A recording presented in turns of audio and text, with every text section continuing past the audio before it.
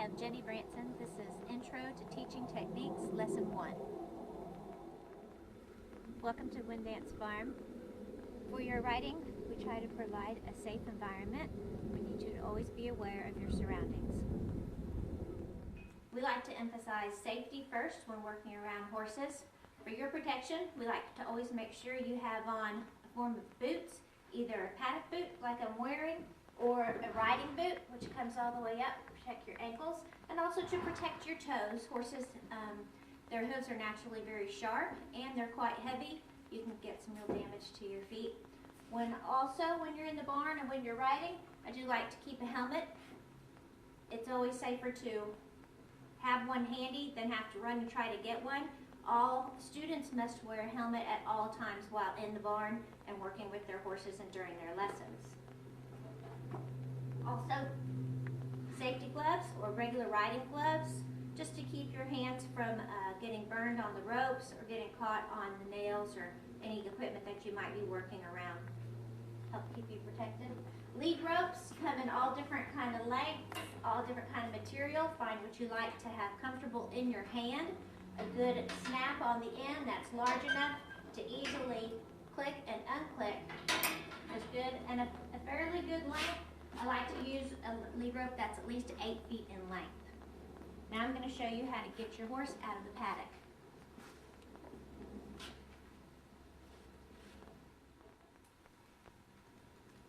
Our horses keep our halters on in the paddocks just for their safety in case we need to run out and catch one, or if someone does get out at some point, it's easier for someone to catch. When approaching a horse, you always want to make sure that they know you're there, that they see you, that they hear you, that you're not going to startle them. This is Valentino. He's been waiting to come in today. He knows I'm here. I'm going to pull his head over. He's already wearing a halter, so I didn't have to bring one today. So this is Valentino. When I come and approach him, I know that he sees me, he hears me. I come at him at an angle. The horse's line of sight, they can't see directly in front of them. They have a cone that comes out at about a 90-degree angle. He knows I'm here. I'm going to say hello. I'm going to clip onto my halter. When you have your lead rope, never coil it around your hands like this. Your hands could get stuck if the horse could jerk. Take your end and make a figure 8. Lay it in your palm like this. Grab the horse up here, close enough to its head that you'll have control over him, and then begin to walk forward.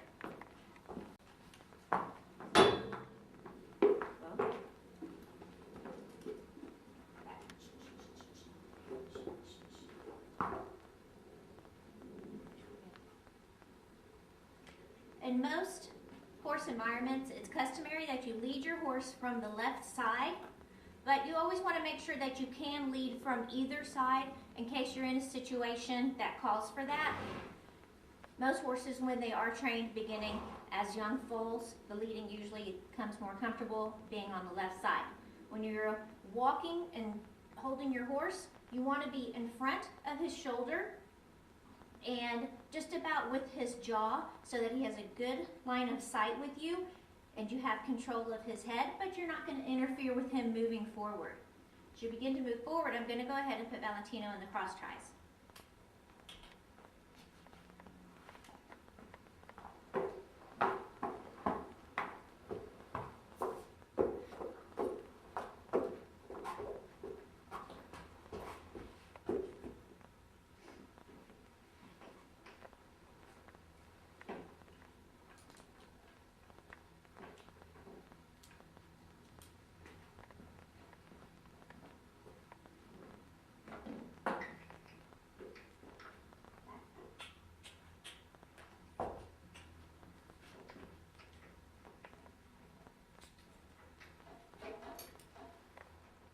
Again, now having him in the cross ties helps me move around him, keeping him immobilized enough so that we're both going to have a good safety zone around us.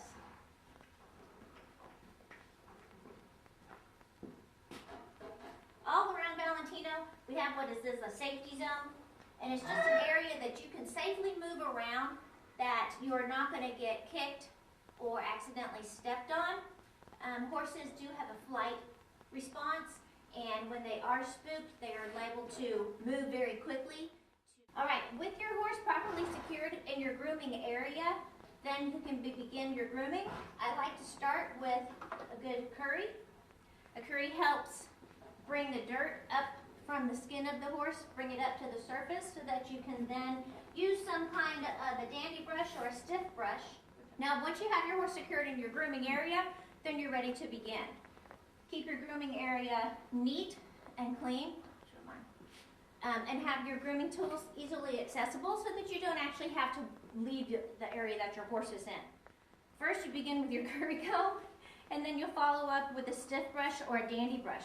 The curry comb is going to bring the dirt up from his skin surface to the hair surface. Then your stiff brush is going to help to flick it off so that you get a nice smooth coat under there. We want to get most of the dirt down and off of the horses so that when we do put the equipment on them, there's not going to be any rubbing or any irritation that's going to happen. Once you've gotten your horse groomed well, then you want to go ahead and check his feet before you ride, or daily you need to clean his feet to make sure there's no foreign debris in there and make sure that the hoof is healthy. Most horses, most owners and trainers will begin working with young horses when they're born, getting them used to having people to touch their legs and touch their feet. A well-mannered horse should, as I run my hand down his leg, he's going to prepare himself and he's going to shift his weight over to the other side, and then naturally he should just give me up his foot. I take my hoof pick, I come down into the sole of the foot, I get out any debris that I see in it, give it a good brush,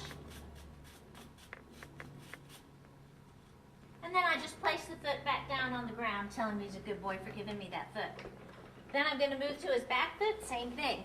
I'm going to just run my hand down his leg. It's preparing him for what I'm going to do. He's going to lift his foot and he's going to let me have it so that I can easily clean it out, give it back to him, and he'll put the foot back down on the ground.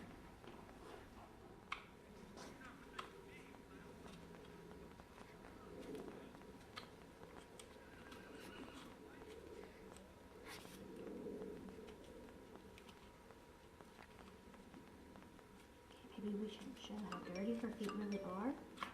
This is pretty bad. Obviously, we can run around. Oh God, that's a bad foot.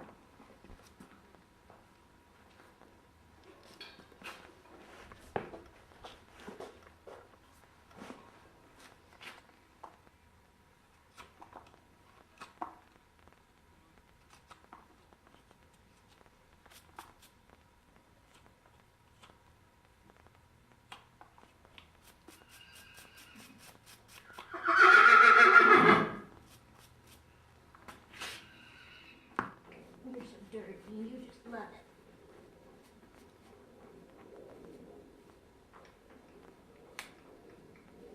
He was a racehorse who didn't want to be a racehorse. Right.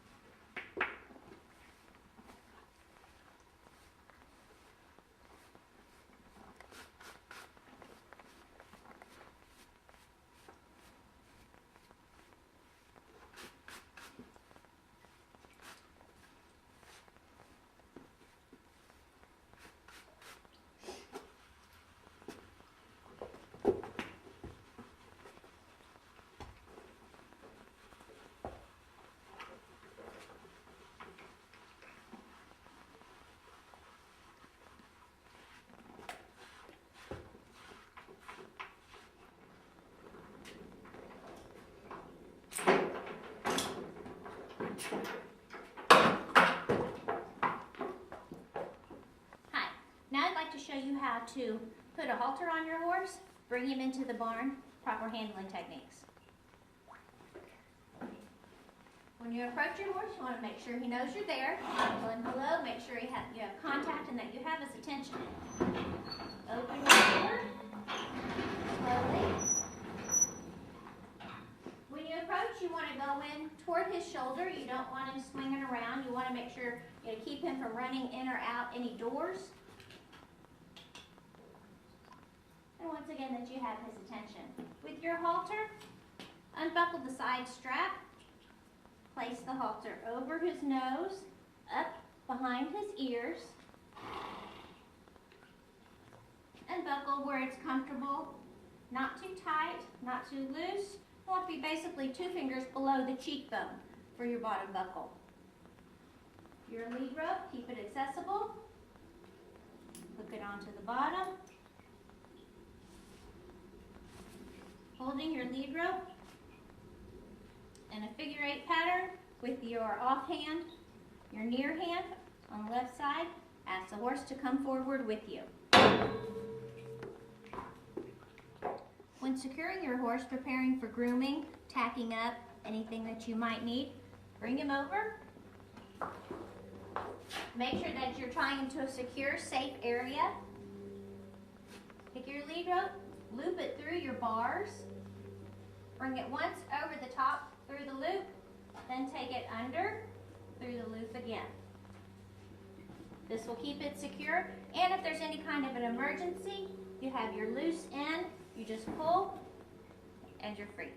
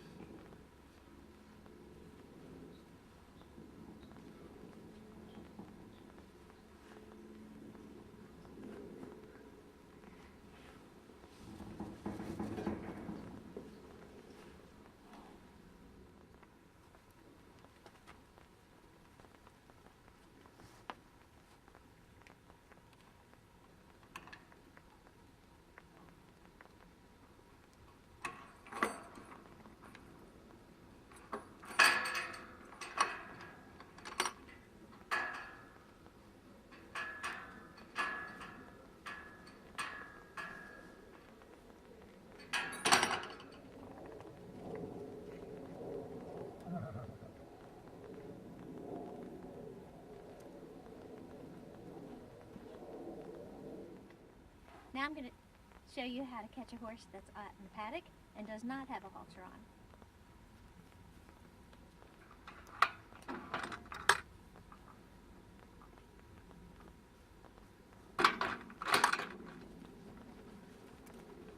Well,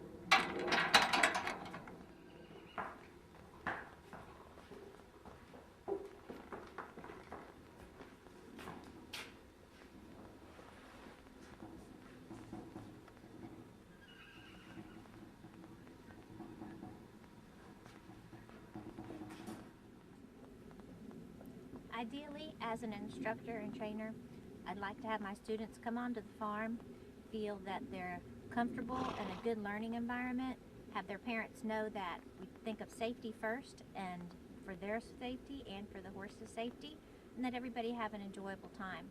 In a horse environment, you always want to be aware of your surroundings, be aware of your weather changes, be aware of your footing, if you're on mud, if you're in water, if it's icy or cold. Make sure that the other animals around you are calm. If you you've got horses playing in another paddock. You want to be aware of that, and you want to make sure that your horses are aware of that. You've got traffic situations coming by, big truck could be honking, all of these things. Make sure your horse is comfortable with them before you get on.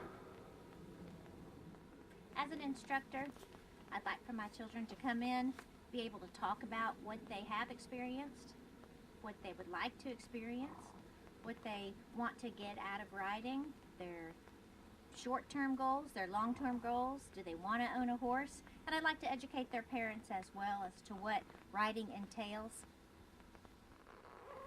When you're approaching horses in a paddock, you've got more than one horse to deal with. You want to make sure that there's no aggression from horse to horse that you're going to get stuck in the middle of. When you come up to your horse, you want to see his ears. If his ears are alert, looking forward, then he's attentive to you. He knows what's going on. If his ears are back, he's agitated, his head is low, and he's giving you the eye, make sure you take that into account before you step up to him. You want him to be calm and be relaxed, so when you go to get your halter and bring him out, you're not going to have any real unexpected behaviors. In your barn each day, before you even begin to start working with your horses, take a look around, make sure the environment that you're bringing horses into is going to be safe for them and safe for you. For example, extension cords. We've all had extension cords out during the winter, keeping our water buckets from freezing. Can be pose real danger. Horses can get caught up, you can get caught up. Make sure if you see any of these cords that they're properly coiled up and put away out of reach. You don't want your horse reaching down, grabbing a bite of an electrical cord, or getting their legs caught up in it. Another part, when you are entering into your barn, make sure you check your footing of the surface, your surface footing.